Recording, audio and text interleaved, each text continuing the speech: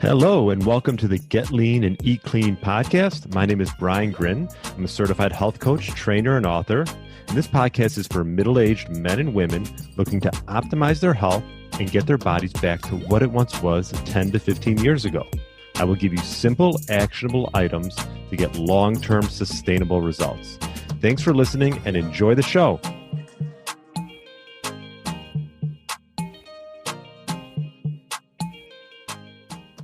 All right, welcome to the Get Lean, Eat Clean podcast. My name is Brian Grin. I hope you had a great weekend and happy Tuesday if you're listening to this on Tuesday. Hopefully you listened to my interview with Dixie Lee Huey. She is a health coach, author, podcast host of The Nourishment Mindset. And we discussed all about the importance of eating nutrient-dense foods, tips to nourish your children, eating mindfully to create satiety, and much, much more. So if you haven't listened to it, check it out. Dixie Lee Huey. I'm actually jumping on her podcast in a few weeks here. So excited to do that. And hopefully you enjoyed my interview with Dixie. And on today's podcast, micro podcast, we are going to discuss nutrient-dense foods. It's something that I've hit on before with Brad Kearns, and I've done a few solo episodes on it, but talking with Dixie made me think of just the importance of it. And I've had a guest on my show, Marty Kendall. If you haven't listened to that interview, check it out. He's with Optimizing Nutrition, and he writes some great articles on his website, optimizingnutrition.com. And it just made me want to sort of revisit this topic of nutrient density because he has a great quote. Marty has a great quote that says, "Your diet doesn't need a name or a belief system, just enough nutrients." And I think that's so true nowadays with, going back and forth between all these different diets or different ways of eating, carnivore, plant-based, keto, so on and so forth. And if you sort of take the label off it and just say, I'm going to try to eat foods that, fit my profile, that have the highest nutrient density that I could find and that serves such a great purpose, I think this is a great place to come from, as opposed to thinking that you need a special diet to meet your goals or to be in a certain camp, or you need to, some people have thrived on keto, some people haven't, right? It doesn't make it right or wrong. But one of the things that I think is important to do is just log your food for a little bit. I do this with my clients. You could you could do a journal, just write it out, or you could do it on Chronometer, or there's tons of different apps to log food. And I would say do this for a week. See what you're eating. If you do it in Chronometer, it's going to give you the nutrients and it's going to track your foods and tell you which nutrients that maybe you need to prioritize. Because let's just say, for example, you're eating a ton of plant foods, maybe not a lot of protein, or not enough meat, and maybe you're lacking in a nutrient of B12. A lot of people who eat plant-based, they have trouble getting those B vitamins, and so you might have to make adjustments from that. Now, everybody is a little bit different. I don't think it's a perfect thing, but focusing on nutrient-dense foods, ones that contain the essential nutrients that you need to thrive, I think is a great sort of place to come from, as opposed to coming from a certain diet rhetoric. And so, essential nutrients are obviously minerals, vitamins, fatty acids, amino acids that our bodies cannot make. So we have to get certain ones through food. Why am I talking about nutrient density? Well, the importance of it, for one, is if you're eating nutrient-dense foods, it can help you feel fuller longer, reduce cravings, help control energy intake, and could possibly lead to weight loss.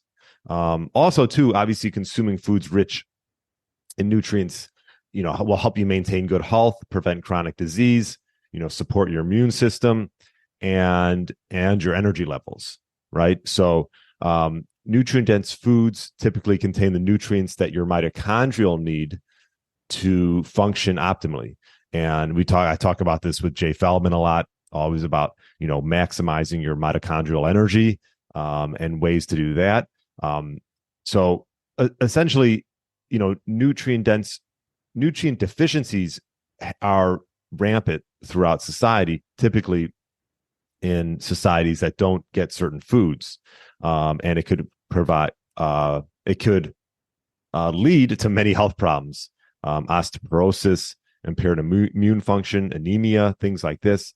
So I think the importance of just focusing on this will take you a long way. So if you're struggling with which diet to try, maybe just focus on the quality of the food. And Marty Kendall has done a bunch of different articles, so I definitely will put a link for Optimizing Nutrition. You can check out, all his different articles regarding, what foods to eat, his nutrient density chart, and you can do some testing through his company. It's really cool. So, but he did a recent article and he talked about that, very few people get the nutrients they need from foods.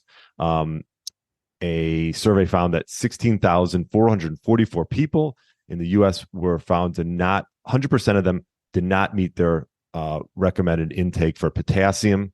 94% didn't meet their recommended intake for vitamin D. 89% didn't meet magnesium. 44% calcium. 43% vitamin A. And 39% vitamin C. So this is something that's, rampant throughout society. And he also found, according to the World Health Organization, iron is the most common nutrient deficient food, or I should say vitamin, worldwide. So that's probably due to the poor countries limited in their access to animal-based foods, because typically you'll get iron from animal-based foods. So he highlighted comparing a meat-only versus plant-based, and so on and so forth. And he found that an omnivorous diet allows us to maximize nutrient density and satiety and minimizes ultra-processed foods. So some of the other highlights that he's talked about was the more we narrow our food choices, the less nutritionally complementary foods we have to choose from. And if we drop plants and keep seafood and dairy, we can still get a fairly nutritious outcome.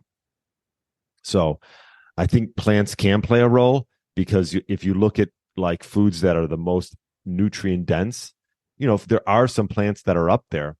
So you can incorporate plants, but I think if you're missing out on, the animal-based foods, it's going to sort of set you back a bit. And I've talked about this in the past, but I wanted to highlight the most nutrient-dense foods per calorie from his charts. And let me just pull this up real quick. Spinach was actually the most nutrient-dense per calorie, 92%. Asparagus, liver, not surprised liver's up there. Broccoli, mussels, salmon, mackerel. I do love having mackerel from time to time. Shrimp, lettuce, trout, smoked trout, cauliflower, milk, cod, tuna, chicken thigh, roast beef, beef steak, mushrooms, ribeye fillet, eggs, cottage cheese, Greek yogurt, two things I love to utilize, and so on and so forth. A huge list. And again, I'll link to his Optimizing Nutrition website. But so I think the bottom line is your diet doesn't need a name, right? You just want to make sure you get enough nutrients. Well, how do you know you're getting enough nutrients? I think one way to do is to track it through Cronometer and see, it'll sort of identify nutrients where you might be lacking. And then you can sort of add more foods and meals that provide more of those nutrients. Could you add in some supplementation? For sure. If there's certain foods that you just don't want to eat, if you don't really want to eat a lot of meat, and you're lacking in B12, you can get a quality, essential B vitamin supplement. Is that optimal? I think if you could obviously get everything from food, I think that's the best way to go. But either way, there's ways to work around it. I think if you're lacking in getting enough protein throughout the day, could you make a protein shake? If you're running out the door and lacking in time, I think that's sort of a good thing to do from time to time if you need to. So there's ways to get around it, but I think it's just first and foremost just being aware of the foods that you're eating, logging what you're what you're eating from a week to week basis. You don't have to do this forever, but at least initially to see if you're lacking in certain nutrients or certain foods that are going to provide satiety, nutrient density, and sort of that profile that will help drive drive your health to optimal levels. What does that mean? I mean, optimal sleep, low stress. But if you're eating nutrient poor, low satiety foods, a lot of times it's easy to overeat, become almost addicted to those foods. But if you're focusing on higher satiety foods that provide like sort of this healthy dopamine response, you're getting enough nutrients from your foods without all this excess energy. So you're getting full faster.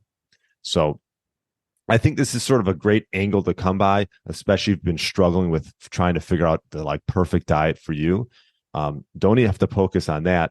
Just focus on nutrient dense foods and log and see what, maybe essential nutrients that you might be lacking. You can also obviously do blood tests. You could do hair tests. You could do a lot of different testing to see maybe you're, low in iron, whatever it is. But it's important to sort of hone in on that as opposed to getting so caught up in a perfect diet. So that's all I wanted to touch on today. I hope you're enjoying the micro podcast. If you are, please leave a review. Would love it. And I'll leave a link in the show notes for Optimizing Nutrition. Marty Kendall's got a lot of great work out there, and it's worth reading. So thanks again. And I will talk to you on Friday with another great interview. Have a great week. Thanks for listening to the Get Lean, Eat Clean podcast. I understand there are millions of other podcasts out there, and you've chosen to listen to mine, and I appreciate that.